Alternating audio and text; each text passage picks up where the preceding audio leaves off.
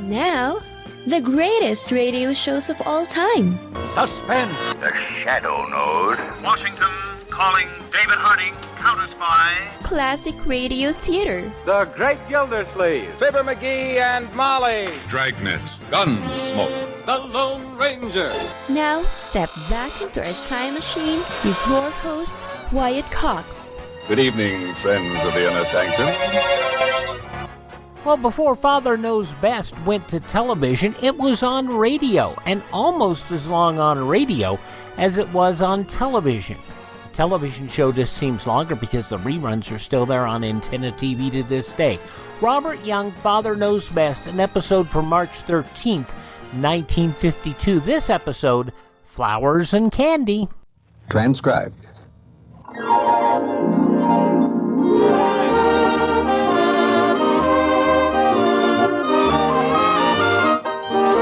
Now listen to Father Knows Best, starring Robert Young as father. A half-hour visit with your neighbors, the Andersons. Brought to you by Crosley, makers of pace-setting products for happier living. Crosley automatic television. Oh, boy.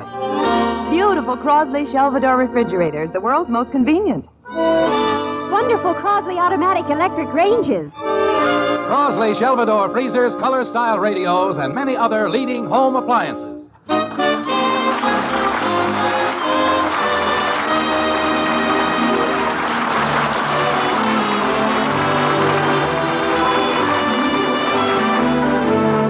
The things women do to their hair. They wash it, they oil it, they put eggs in it. They dry it, they dye it, they fade it, they braid it.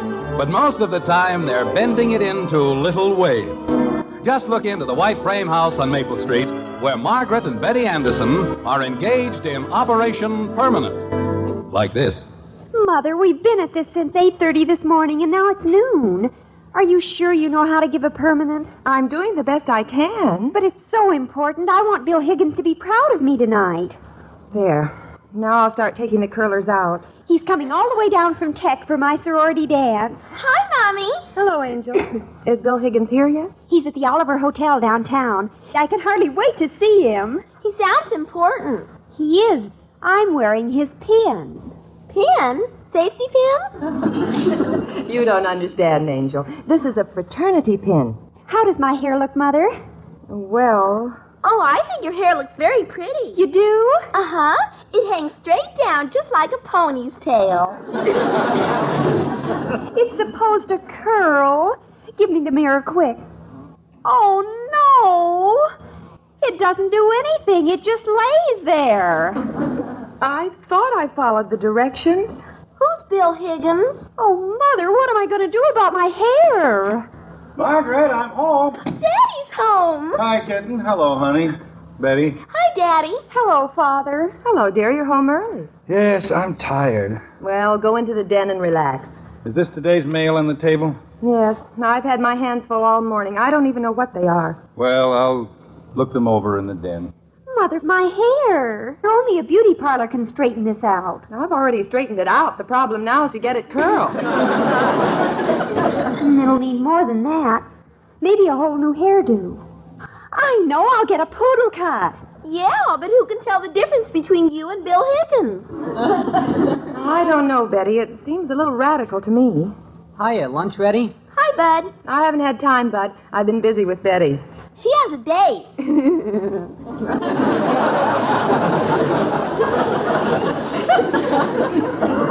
What's so funny about my going out with Bill Higgins? Bill Higgins? You remember him, Bud. I haven't seen Bill in months, and look at me, I'm a mess. Well, you want him to recognize you, don't you? Bud, go talk to your father. Where is he? In the den. Okay. You can tell him lunch will be ready soon. Okay, I'll tell him. Oh, hiya, Dan. Hello, Bud. Mom says lunch will be ready pretty quick. I'm not very hungry. Say, what happened to you? Something wrong? Well, no, not if you're in the habit of walking around with your clothes all pulled out. Oh, Joe Phillips and I are getting up a wrestling team at school. Want me to show you a flying mare? No, thanks. I'm wrestling with some bills. This one from the doctor, this from the garage, this...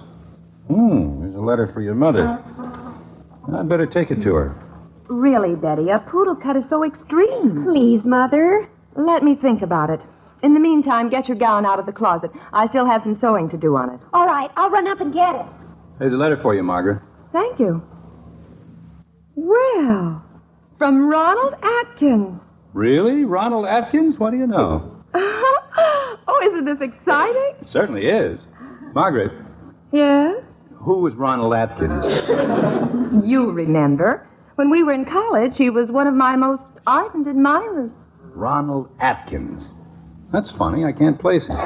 I haven't heard from him in 20 years. You had so many admirers. Was he the one who used to follow you around like a sheepdog? No, dear, that was you.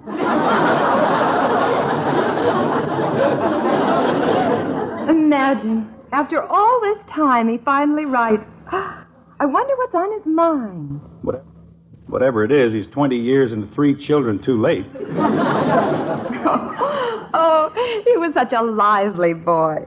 Oh, sure. I remember him now. The all-around athlete. That's right. The man with muscles like iron and head to match. I wonder why he wrote. Well, open it. Let's hear what Superman has to say. Unless, of course, you'd rather read it alone. Oh, Jim, don't be silly. Let's see, dear Margaret. Jim, listen. He says he's coming through town and is very anxious to see me. He got my address from the Alumni Association. How nice. Oh, poor Ronald. He took my marriage to you pretty hard. Does he say anything about me in there? Yes, he does. He says, my best regards to the president of the Poetry Club. I was never president of the Poetry Club. Well, you only lost by 1 vote. Poetry Club. After all, I won my letter in school, too, you know. Of course you did. 2 years in a row. Captain of the squash team. Ronald Atkins. Now, look here, Margaret. That was 20 years ago. Oh, those were the days, weren't they, dear? You're happy now, aren't you, honey? Certainly, Jim. But then we were carefree and gay. There was nothing on our minds but what dress to wear to what dance and what boy was taking us. That was never on my mind. Oh, Jim, you know what I mean. Those romantic days of youth. They were fine, honey, but times change. People change. You can't live in the past. Jim, wouldn't it be wonderful, you serenading me in the moonlight again? Oh. Well, what's wrong with that? I'd wake up the kids.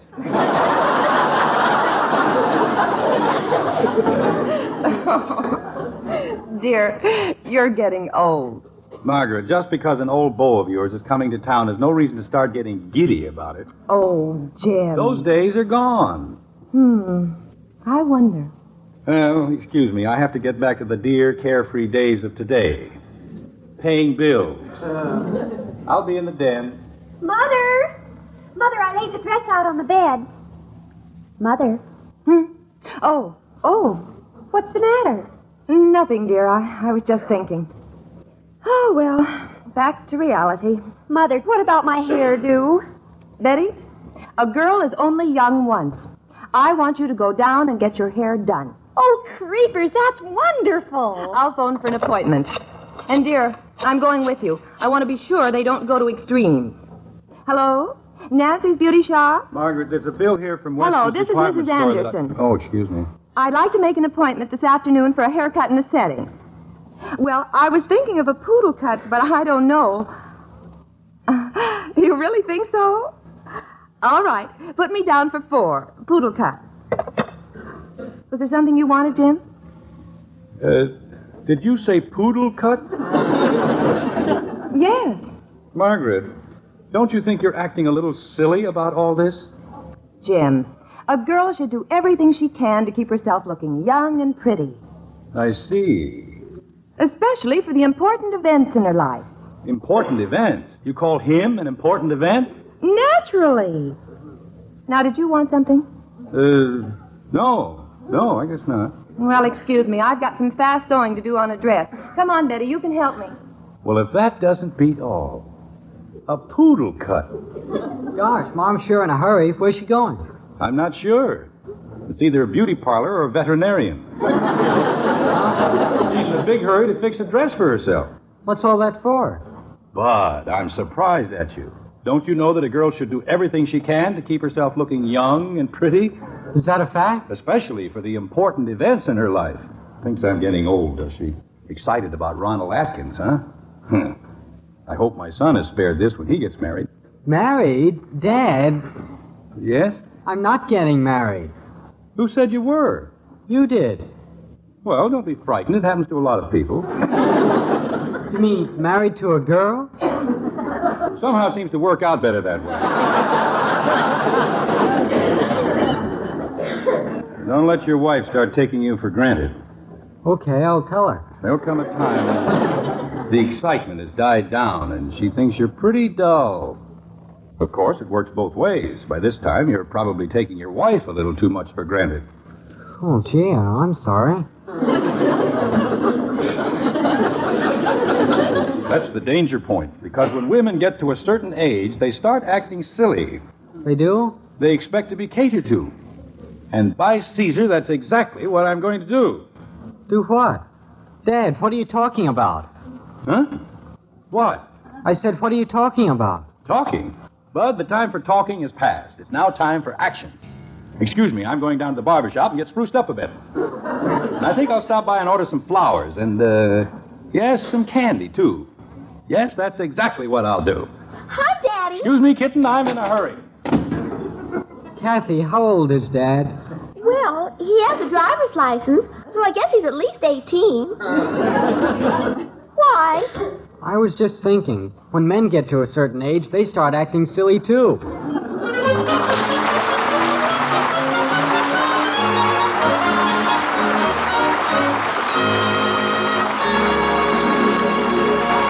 March 13th, 1952, Father Knows Best on Classic Radio Theater with Wyatt Cox.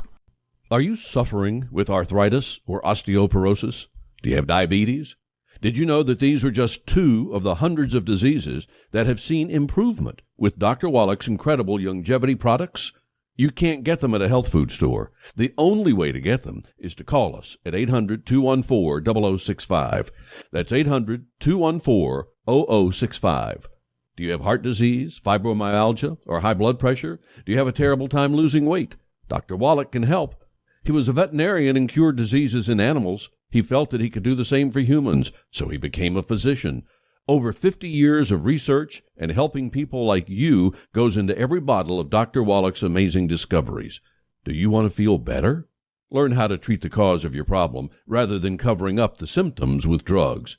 Call 800-214-0065. That's 800-214-0065. Now on Classic Radio Theater with Wyatt Cox, more of Father Knows Best, March 13th, 1952.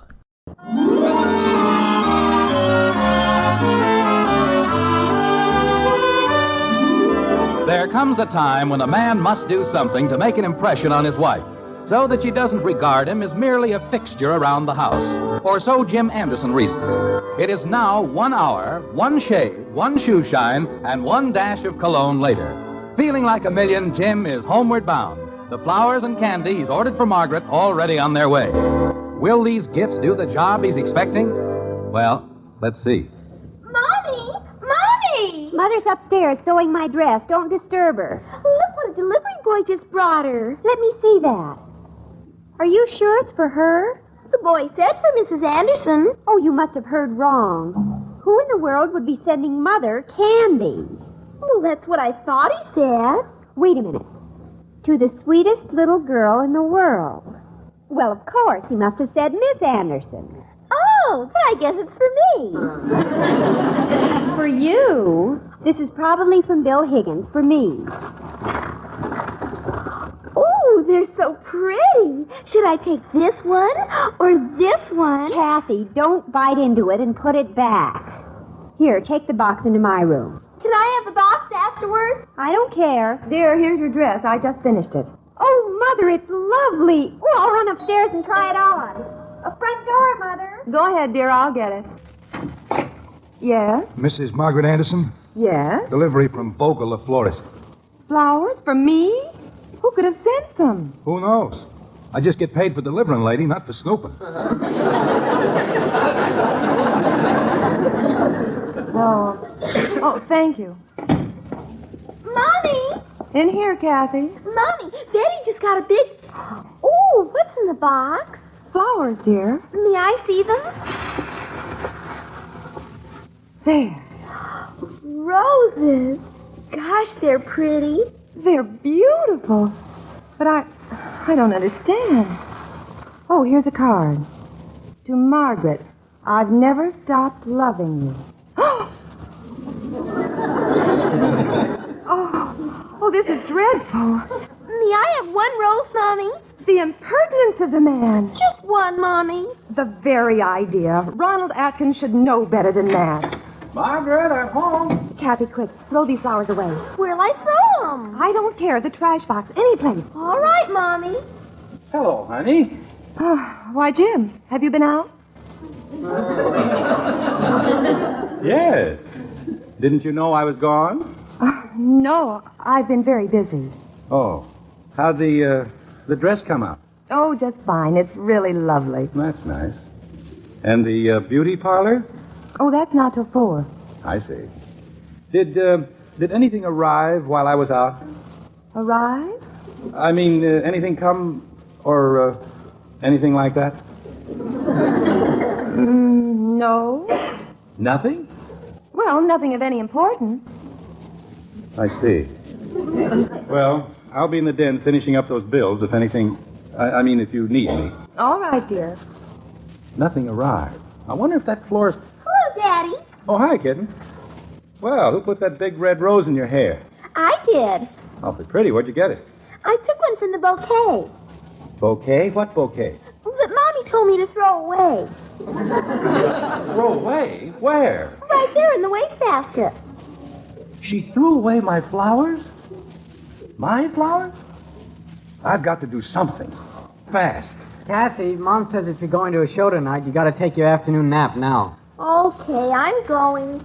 Bud, I want you to do something for me. Yeah? You know that big old trunk in the attic? There's some things in there I want you to bring down here. What kind of things? She likes the past so much. I'll bring it back to her. What kind of things? Oh, you'll find some old college pictures, an old sweater, a few things like that. Okay. What do you want all that stuff for? For fuel, Bud, for fuel. I'm going to try to rekindle an old flame.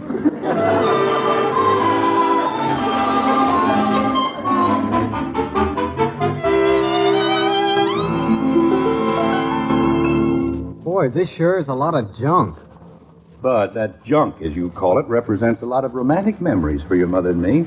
What do you want me to do with these pictures? Oh, well, put them around the room where your mother can see them. I want a reminder of the time we fell in love. How about this old sweater with the M on it? Now, that's my varsity sweater. Varsity sweater? What team, Dad? The squash team.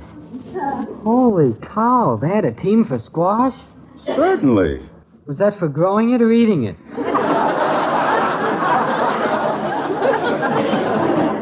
It used to be a very popular sport once, Bud. Oh.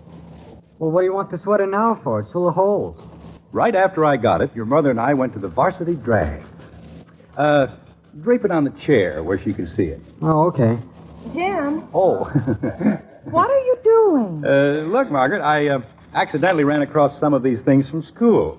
Where were they? At the bottom of the old trunk, way up in the attic, under 4 dusty boxes. Bud, never mind. These bring back memories, don't they, honey? What have you done to this room? Oh, just brighten it up a bit. A few pictures and some other stuff here and there. You, like it? Dear, none of it goes with the color scheme at all. Oh. Well, you see, Bud and I, we were just discussing athletics. Weren't we, Bud? We were? Yes. I was very interested in the wrestling team Bud and the boys are starting in school. Huh? Come on, Bud. Show me that flying mare again. Again? I'll teach you a defense for that hold. Okay. Now, Jim, be careful. Careful. Listen, I can certainly go in for a little vigorous exercise if I want to. Come at me, Bud. Okay. Jim, look out. The throw rug. Watch this, Margaret. Jim! Jim? Oh. Dear, get up. I slipped on that darn rug. Oh, dear, I warned you. Oh, I'll be okay. Just a little sprain. I'll go get some liniment. Now, Bud. Don't blame me. Oh, I'll get it. That must be why they call it a throw rug.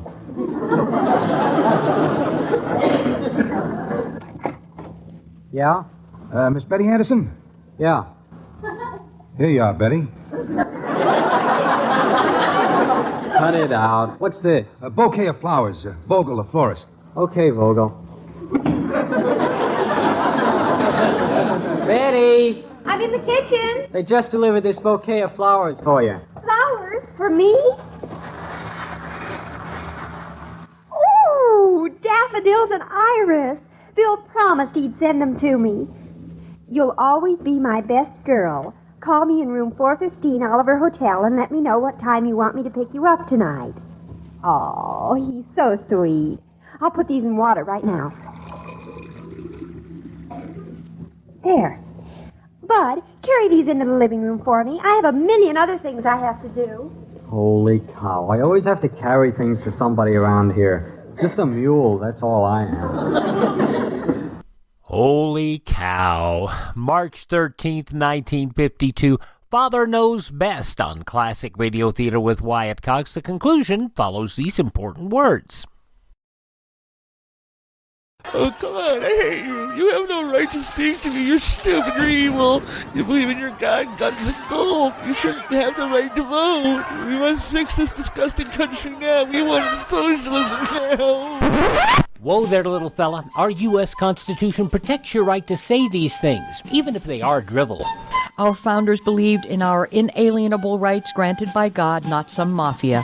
Our Bill of Rights protects your personal freedoms, your absolute right to speak to others, whether loving and kind or hateful and stupid. Utopia doesn't exist. It only destroys. Millions of innocents slaughtered by the communists in Cambodia, China, and the Union of Soviet Socialist Republics. And millions of people were gassed by Hitler's National Socialist Party. Where do you stand? Help us save the Constitution and restore our American dream.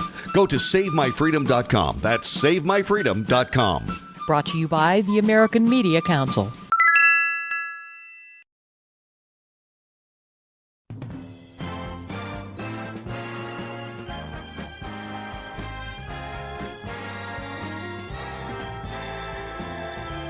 Now on Classic Radio Theater with Wyatt Cox, the conclusion of Father Knows Best, starring Robert Young, March 13th, 1952.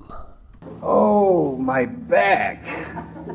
Hey, flowers. Yeah. So long. What's this? You'll always be my best girl. Call me in room 415, Oliver Hotel, and let me know what time you want me to pick you up tonight. Tonight? So Musclehead is in town. Well, that does it. My flowers she throws away, but the ones from Atkins she keeps. Oh, wait till I tell him off. Try to break up my home, will he? Well, I'll tell him. Hello, Oliver Hotel? Room 415, please. Sneaking around behind my back. Oh, my back. Hello? Listen, you Bush League Romeo. This is Jim Anderson. I've had just about enough of you. Yes, you. The Anderson family's been perfectly happy without you for a long time. I don't want you to ever show your face in my house. If you do, I won't be responsible for what happens. Jim, I've been looking for you. I just want to tell you. And I want to tell you something, Margaret. It's about time Yes, it is. Hold still, dear.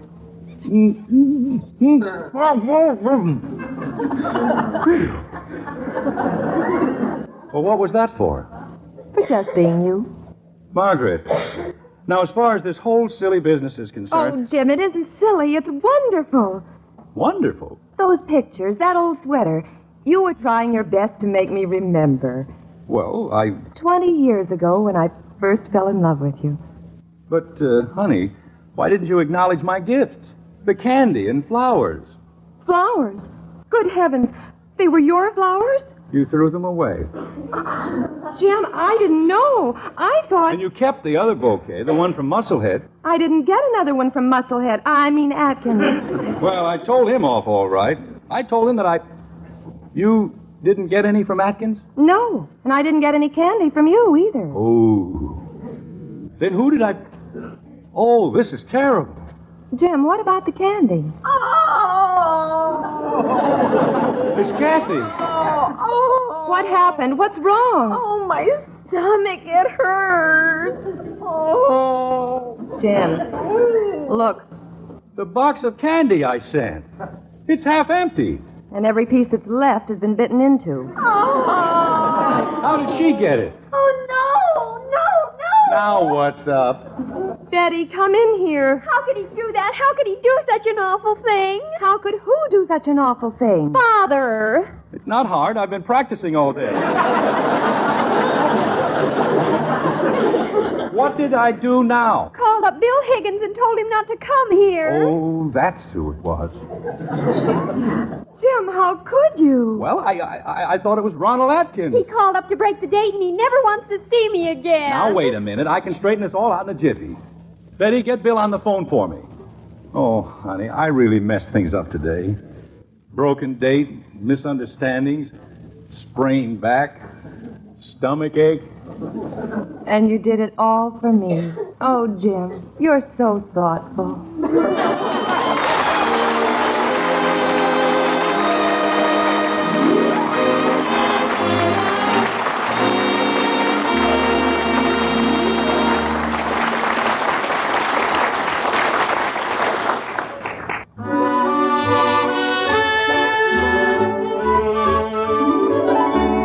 Well, things are peaceful once again in the Anderson household.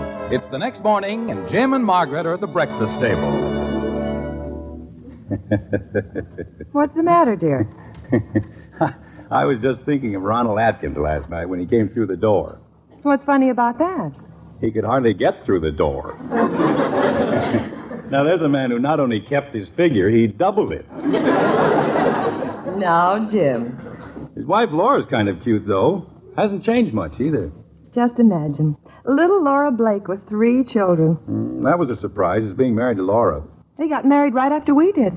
When we were all in school, she used to be pretty sweet on me. Almost broke her up when I married you. Now, Jim, that was 20 years ago. I know. Laura and I were talking about it last night. She thinks I'm still a pretty romantic guy.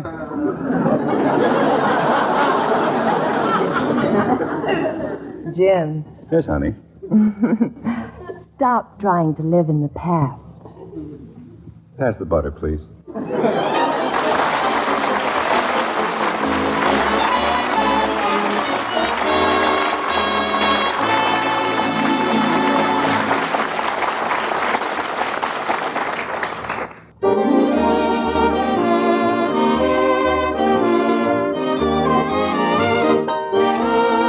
Join us again next week when we'll be back with Father Knows Best, starring Robert Young as Jim Anderson with Roy Borges Orchestra. In our cast were Jean Vanderpyle as Margaret, Rhoda Williams, Ted Donaldson, and Norma Jean Nilsson. So until next week at this same time, good night and good luck from the Crosley Division of the Avco Manufacturing Corporation, America's leading manufacturer of today's pace-setting refrigerators, television and radio sets, electric ranges, home freezers, and many other products for happier living.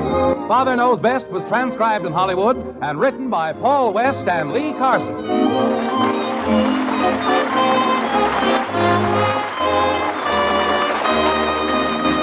Do you notice Jim Anderson's a little more hot-headed than the television version? And the family on the radio seemed to be a lot denser. Father Knows Best, March 13th, 1952 on Classic Radio Theater with Wyatt Cox. No offense, but are you a little fat when you look in the mirror? How would you like to learn the secrets to lose 3 to 5 pounds a week easily without joining the gym or going through any crazy diets? It's called Body Sculpt by Med Diet. For the last 2 decades, we've been helping people just like you that have pounds they want to shed. We've helped millions of people lose thousands and thousands of pounds over the years. And now it's your turn. Learn the secrets of how to lose weight with one simple phone call. You'll see an amazing difference in a matter of days. Don't believe us? We'll offer you a money-back guarantee. If you're ready to start losing weight right now, Call right now to learn more about your risk-free order to Body Sculpt. Call for your risk-free offer. 800-738-5332. 800-738-5332. 800-738-5332. That's 800-738-5332. Now on Classic Radio Theater with Wyatt Cox, an episode of the Mutual Sunday afternoon program, Blackstone the Magic Detective, based on Elmer Cecil Stone's comic book series, Blackstone Magic Magician. It aired over Mutual Sunday afternoons from October 3rd, 1948 until March 26th, 1950. We're going to hear this episode from March 13th, 1945.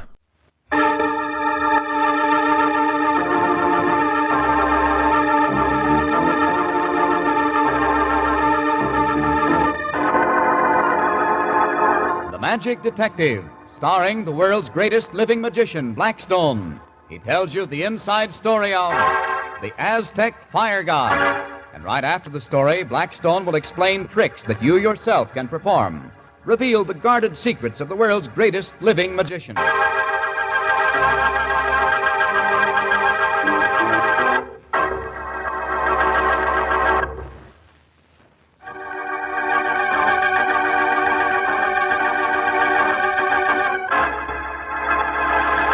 And now, stand by for Blackstone, the Magic Detective. Shall I hang it here, Blackstone? Yes, it looks lovely. Here's a nail. Is it even? Yes, that's fine. Okay, here goes. What on earth are you doing perched up on that stepladder, Rhoda? I'm hanging this tapestry. Oh, darn it, the nail came out. Oh, catch the tapestry, Blackstone. Right, Oh, I got catch it. me. Watch out. Well, as a picture hanger upper, Rhoda, you're a better magician's assistant. Thanks for catching me, Don. Not at all. It was a pleasure. Oh, by the way, Blackstone, what is that tapestry you and Rhoda were just hanging? Oh, it's Mexican. See, there is Quetzal, the god of fire among the ancient Aztecs. They always thought that Quetzal was a bird with fiery feathers. That's beautiful. What do you use the cloth for now, Blackstone? Show him, Blackstone. Now, watch this, Don. I throw the shawl over my arm like this, and I bring out a bowl of fire. Great Scott. For a moment there, I thought it was real flame coming out of that bowl. Here is the bowl, Don. You hold it. Ouch! Jumping Jehoshaphat, it is real flame. Of course it is. Blackstone, didn't he look just the way Quetzal did when you handed him that bowl of flames? Yes, he did, Rhoda. You mean you and Blackstone have met this bird, Quetzal, the fire god? Come on, Blackstone. Tell him about it. Well, Rhoda and I were driving to Mexico City one winter night, and night was coming on. We weren't any too sure of the way. Golly, it's getting dark, Blackstone. Yes, I know.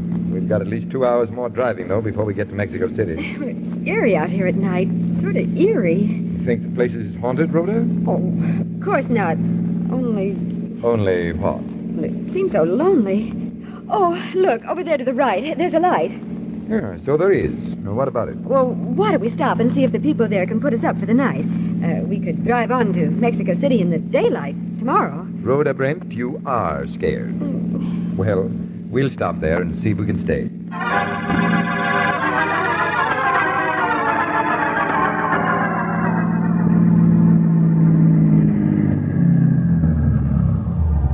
Who is it? Who's there? Oh, I'm Blackstone, and this is my assistant, Rhoda Brent. We're driving through to Mexico City. It's very late. We thought we'd stop and see If I could put you up for the night? Oh, could you? There's something about the loneliness of this country. I know. I've lived alone here for over a year. Come in and welcome.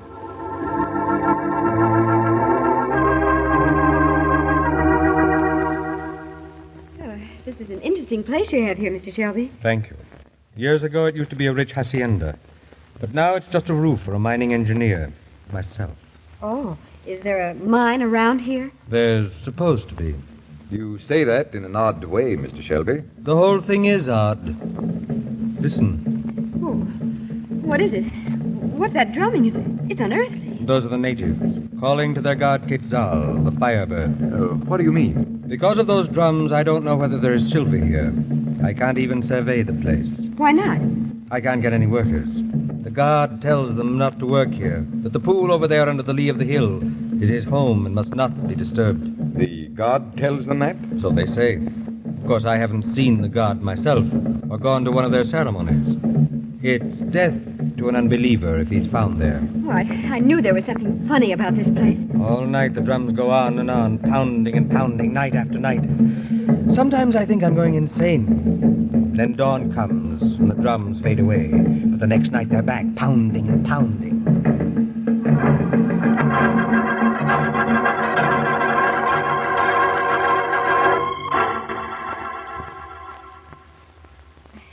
Blackstone, did you sleep well last night? As well as I could with those drums beating. And now that it's morning, it seems funny to think how scared we were last night. We? Oh, yes. Look, Rhoda, I want you to take the car and drive on to Mexico City. Without you? Yes. But why? I think I'll stay here a few days with Shelby. I think someone should be here. The option on this property lapses in a week, and if he doesn't get the place properly surveyed by then, the owners won't renew. But what's that got to do with you? Nothing. But then why Will you do as I say, Rhoda? Well, yes, Maestro, if you put it that way.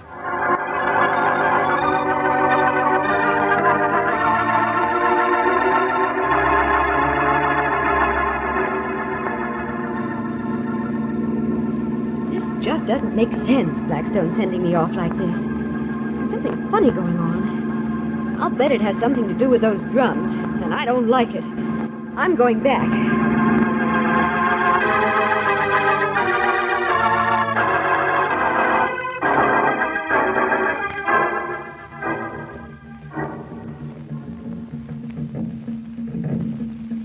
The house is dark. Blackstone! Blackstone! Oh, he isn't here. Oh, he's down by the Aztec pool watching for Quetzal. I think I'll go down there, too. Oh, they're dancing. Oh, those natives. Hundreds of them writhing and turning. And the drums. Well, I can't see Blackstone anywhere.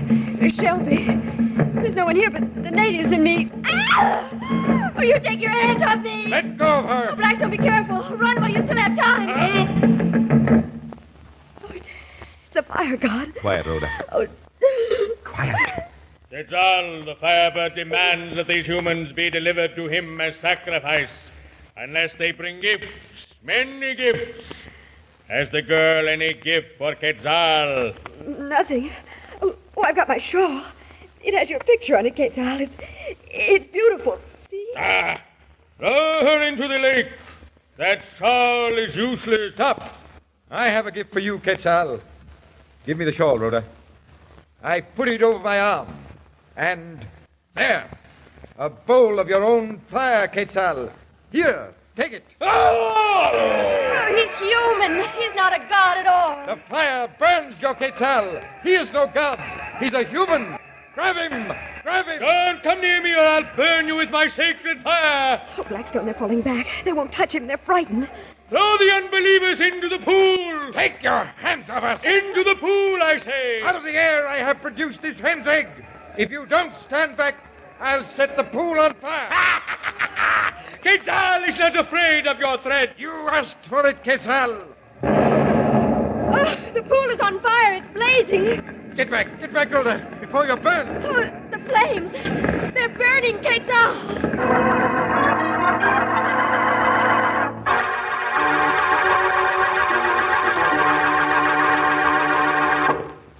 Well, who was it?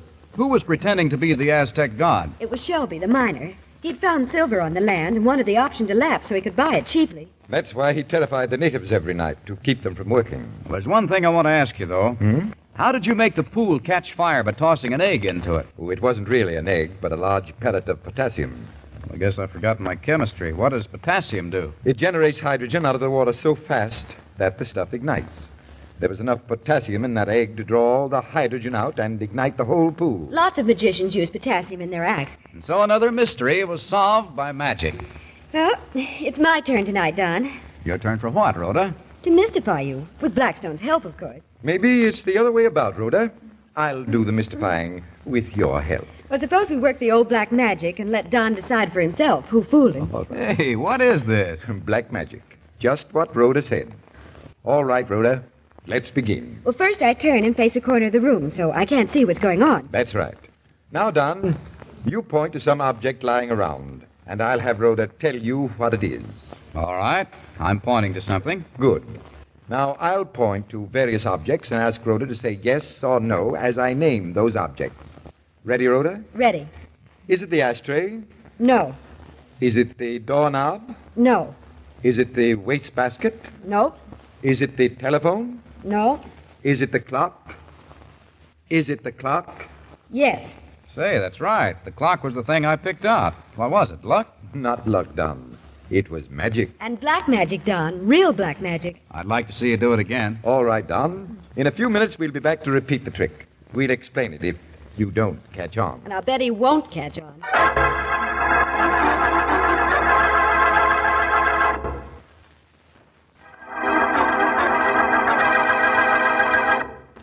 You ready for another experiment in black magic, Don? I'll say I am.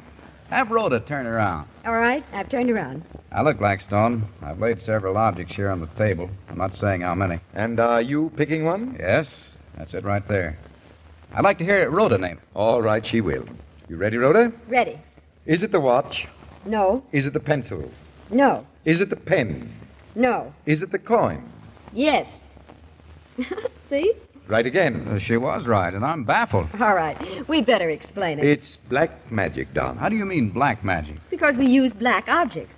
Always, just before calling the chosen object, you call something black. Remember, Don, when you picked the clock? Yes. Well, in asking Rhoda about various objects, I said, is it the telephone? And since the telephone is black, that was my cue. Therefore, my next question was, is it the clock? And I said, yes, of course. Well, now I'm beginning to catch on.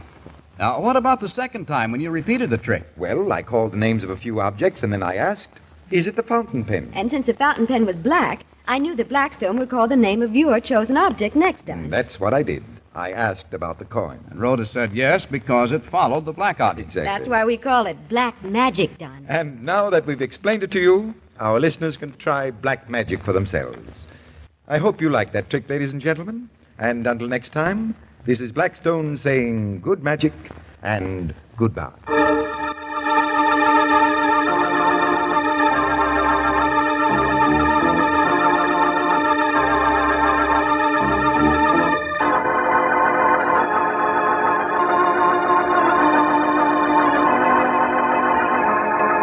Be with us next time when the world's greatest living magician, Blackstone, tells us the story of the missing palmist and explains more tricks that you yourself can perform.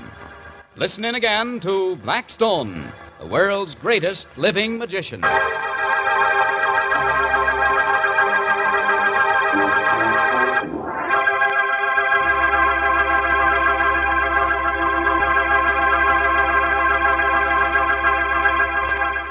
There you have it, March 13th, 1949, Blackstone the Magic Detective on Classic Radio Theater. Please thank this radio station and support their advertisers. It is their kindness and courtesy that allows us to be with you each and every time we're on this station. And please also take a moment to visit my webpage, classicradio.stream. There you can learn more about building a classic radio collection of your own. You can also contact me there at classicradio.stream. Don't forget that our programs are available anywhere podcasts are served, including iHeartRadio, Spotify, Spreaker, TuneIn, Apple Podcasts, Google Podcasts, or Amazon. Yes, Amazon. Just search for Classic Radio Theater with Wyatt Cox. Have yourself a great day. Please tell all your friends the great radio shows are right here at this spot on the dial.